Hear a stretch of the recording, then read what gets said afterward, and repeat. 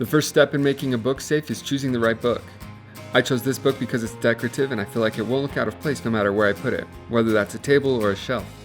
The next thing is to make sure that the book is thick enough and wide enough that when you cut out the compartment in the middle, it will be big enough to accommodate whatever you want to put inside.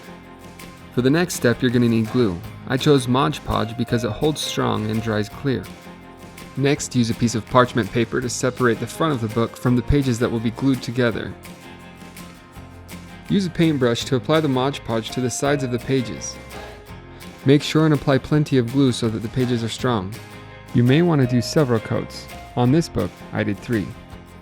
Next, press the pages firmly together to dry. You can use clamps or a heavy object. Either way, make sure you glue the book straight.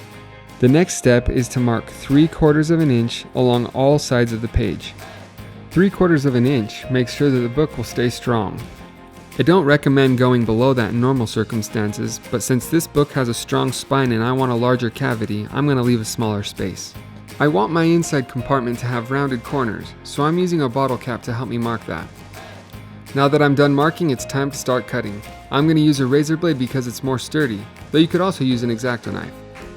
This part is pretty time consuming, but you get out what you put in, so take your time and do a good job. Once you finish cutting out the inside pages of the book, and the compartment is the size you'd like it to be, it's time to apply glue. Reinsert the parchment paper, and again press the book. This time, I used my heavy toolbox to press the book. I actually think this would be a better option for most cases.